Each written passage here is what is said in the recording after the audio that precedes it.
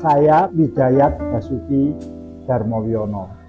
Saat ini berumur hampir 79 tahun dan lahir dan tinggal sampai sekarang di Semarang. Di era kepemilikan Pak Bas, PT Margorejo terbagi menjadi dua bagian. Margorejo sebagai merek yang menjual barang jadi berupa minuman seduhan dan Darman Butik Roastery sebagai penerus pabrik penyangrai.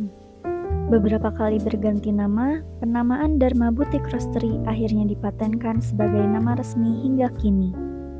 Berasal dari nama Pak Bas yaitu Darmawiono, sedangkan Butik Roastery karena di tempat ini memiliki berbagai macam varian biji kopi Nusantara dari Sabang sampai Merauke.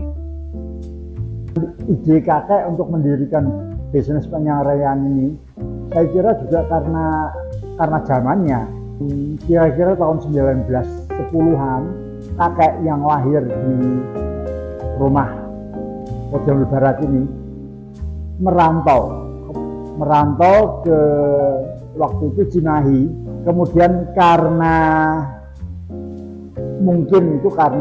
waktu itu kan kopi Robusta baru saja dimasukkan oleh Belanda ke Indonesia atau Hindia Belanda pada waktu itu. Itu yang menjadi pusat perhatian atau menjadi ide bagi kakek dan nenek di belakangnya untuk mencobalah atau memperbaiki nasib dengan mengolah kopi Robusta itu menjadi kopi sangrai, kopi bubuk. Kami selalu harus berusaha untuk menjadi tetap yang terbaik kalau bisa dalam bidang kopinya terutama. Sebetulnya dua bagian ya. Margorejo itu adalah yang menjual produk-produknya terutama berupa minuman yang sudah jadi.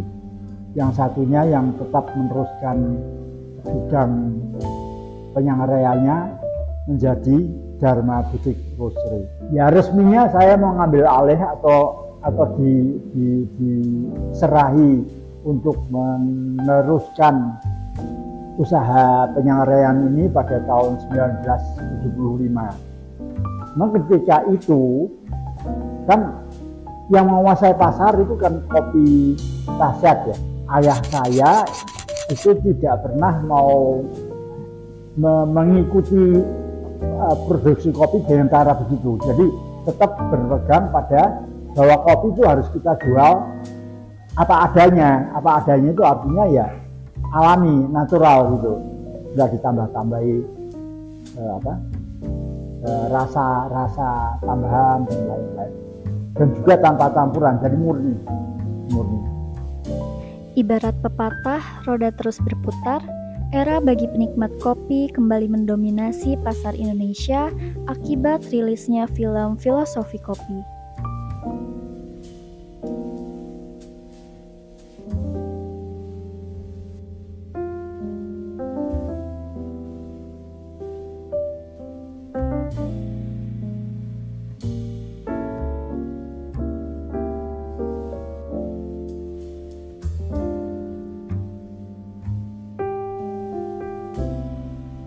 Kalau dulu kopi itu merupakan suatu barang konsumsi, orang hanya ya kebutuhan biasa saja. Sekarang jadi barang lifestyle atau gaya hidup gitu ya.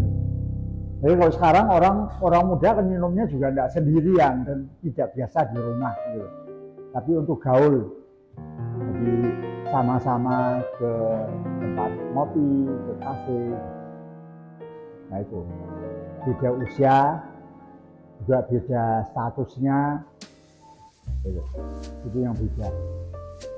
Sejak saat itu terdapat peralihan penikmat kopi dari kopi yang identik dengan para orang tua hingga kini kopi juga dinikmati oleh kalangan anak muda. Dari segi cara pandang, para remaja terkhusus penikmat kopi kepada kopi pun sudah berubah. Yang semula dahulu kopi hanya dilihat sebagai barang konsumsi, saat ini kopi sudah menjadi tren gaya hidup yang tidak jarang dijadikan ajang adu gengsi di kalangan anak muda.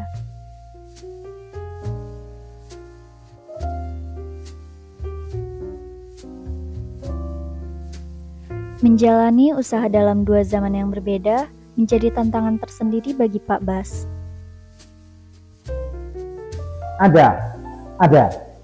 Jadi kalau bicara soal pemasaran, itu kan ada 4P katanya. 4P itu produk, price, promotion, sama place ya.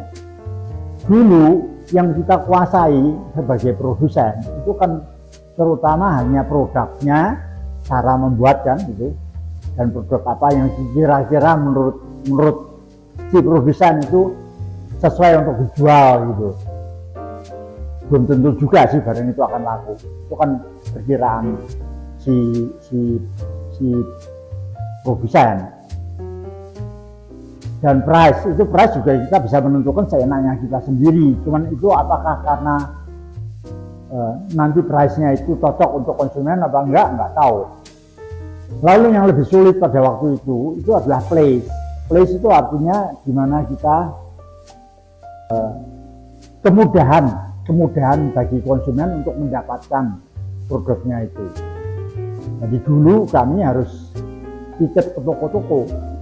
Kami punya langganan toko, bukan toko kami sendiri kan, dan kopinya dititipkan di situ.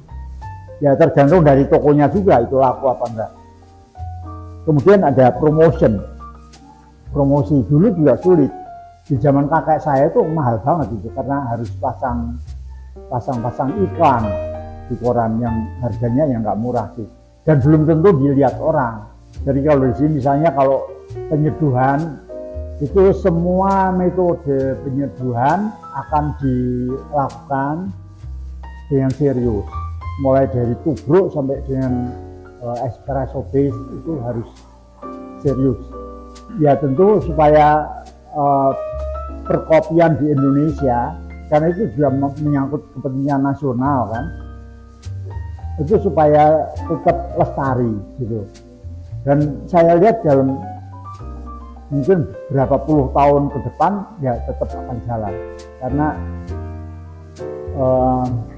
masyarakat masih tetap semakin menyukai kopi. Dan catatan, kami di sini tidak menjual kopi impor. Semua jenis kopi kami adalah dari Indonesia, mulai dari Aceh sampai Papua, mulai dari Toraja sampai di Jawa. Beruntungnya Pak Bas memiliki kakek dan ayah yang tetap menyimpan rapi arsip dan inventaris mesin penyengraian kopi yang pernah mereka gunakan sejak berpuluh-puluh tahun lalu. Sehingga dengan merawatnya, Pak Bas menjadikan arsip serta mesin-mesin penyengraian kopi ini sebagai koleksi di museum pribadinya guna sarana menggait lebih banyak pelanggan untuk dapat ke Dharma Roastery Butik.